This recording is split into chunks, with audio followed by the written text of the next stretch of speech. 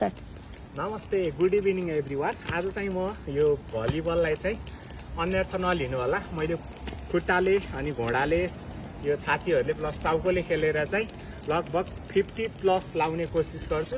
यदि मैले लाइन भने चाहिँ हजुरहरूको अगाडि मैले जम्प बढाउने एक्सरसाइजहरू गरेर देखाउने छु।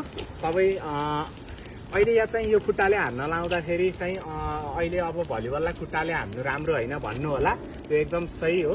तर इमर्जेन्सी बलहरू खुट्टाले कन्ट्रोल गरेर पनि हामीले खेलेका छन्। त्यो भएको भएर चाहिँ जस्ट एउटा यो कन्ट्रोल हाम्रो कोचहरूले पनि हामीलाई खुट्टाले नै खेल्न सिकाउनु हुन्थ्यो।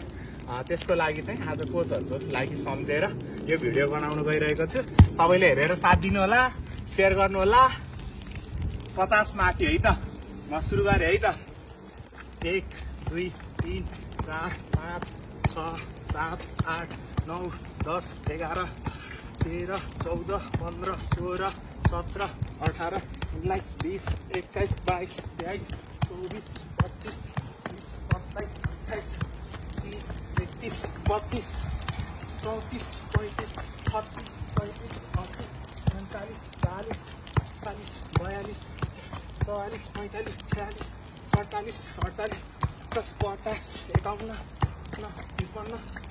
53 54 56 57 58 59 60 61 62 64 65 66 67 68 69 70 71 72 73 75 76 77 78 79 80 81 82 83 84 85 86 86 लागिसकेको छु गाइज।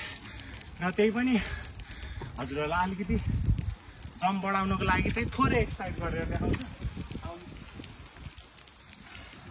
स्पेसल जम्पको लागि चाहिँ एउटा खुट्टा माथि राख्नुहोस् र अर्को खुट्टा चाहिँ तल राखेर यसरी जम्प गर्नुहोस्। 1 2 3 4 5 6 7 8 9 10 यसरी चाहिँ दुईटै खुट्टाले गर्न सक्नुहुनेछ है त। फलो गर्नुहोस्, सम्पूर्ण भलिबल कुराहरू देख्न पाउनुहुनेछ। जय भलिबल, लाइक गर्नुहोस्, युट्युबमा सब्सक्राइब गर्नुहोस्। धन्यवाद।